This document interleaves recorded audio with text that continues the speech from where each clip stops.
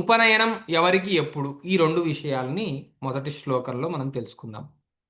మొదటి శ్లోకం ఏమనుంది అంటే గర్భాష్టమే బ్రాహ్మణస్యోపనయనం రాజ్ఞాం ఏకాదశే సైకే విషామేకే యథాకులం అని ఒక శ్లోకాన్ని మనం చూస్తున్నాం. గర్భా గర్భాష్టమే అష్టమేవా అబ్దే అని అన్నారు చూడండి. గర్భాష్టమంలో కానీ 8వ ఏడులో కానీ అంటే గర్భంలో పడ్డప్పటి నుంచి 8వ ఏడు అనగా పిల్లవాడి 7వ ఏడులో కానీ పిల్లవాడి 8వ ఏడులో కానీ బ్రాహ్మణస్యోపనయనం అని అన్నారు. బ్రాహ్మణ వర్ణంలో పుట్టిన వాళ్ళు. బ్రాహ్మణ వర్ణంలో పుట్టడం అంటే ఏంటి? తల్లి తండ్రి ఇద్దరూ కూడా బ్రాహ్మణులు అయ్యుండగా జాత్యా బ్రాహ్మణులు అని వాళ్ళని అంటారు. అంటే పుట్టుకతో బ్రాహ్మణులు అని అర్థం. పుట్టుకతో బ్రాహ్మణులలో బ్రాహ్మణ వర్ణాన్ని పొందగలిగినటువంటి గుణాలు ఎక్కువగా సహజంగా ఉండొచ్చు అనే ఊహతో ఇట్లాంటి వాళ్ళకి అంటే ఎవరికైతే ఈ సమాజం పట్ల ఒక బాధ్యత, సహజంగా ఈ ధర్మము ఏమిటి అని తెలుసుకోగలిగిన యోగ్యత, సాత్వికత,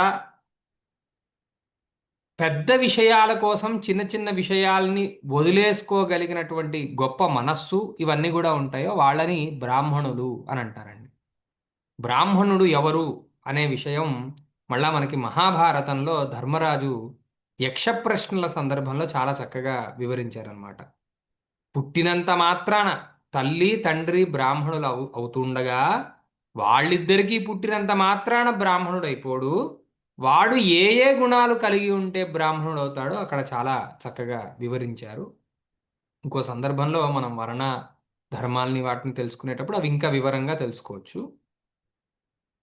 ఇట్లాంటి బ్రాహ్మణ తల్లిదండ్రులకి పుట్టినవాడు సహజంగా బ్రాహ్మణుడు అయ్యే యోగ్యత ఎక్కువ ఉంటుంది కాబట్టి అట్లాంటి పిల్లవాడికి 7వ ఏట కానీ 8వ ఏట కానీ ఉపనయనం చెయ్యాలి. తర్వాత రాజ్ఞాం ఏకాదశే అని అన్నారు.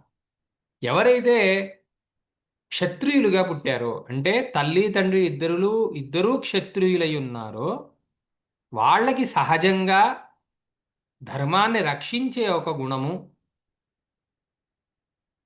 నిర్మించే దేన్నైనా ఒక దాన్ని మెయింటైన్ చేయగలిగినటువంటి ఒక గుణము, సహజంగా ఈ వ్యవస్థ ఏదైనా ఒక వ్యవస్థ పాడైపోకుండా ఉంచగలిగిన ఒక నేర్పు ఇట్లాంటివి సహజంగా ఉంటాయి. కాబట్టి అట్లాంటి జాతిలో అట్లాంటి కుటుంబంలో అట్లాంటి గుణగణాలు కలిగినటువంటి వాళ్ళు పుట్టే అవకాశం ఎక్కువ ఉంటుంది. కాబట్టి ఆ క్షత్రియులకి ఏకాదశ అంటే 11వ ఏట ఉపనయనం చేయమని సైకే విషాం అని అన్నారు.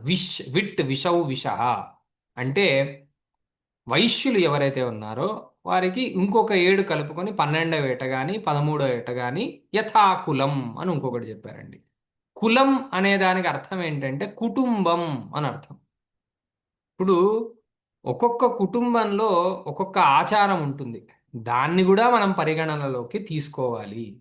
ఎందుకంటే కుటుంబ పెద్దలు ఏదో ఒక ముఖ్యమైనటువంటి కారణం ఉంటేనే కొన్ని కొన్ని ఆచార వ్యవహారాల్ని ఇంట్రడ్యూస్ చేస్తారు. కాబట్టి యథాకులం తన కుటుంబానికి అనుగుణంగా కూడా ఆ ఉపనయనం జరగాలి అని చెప్పారు.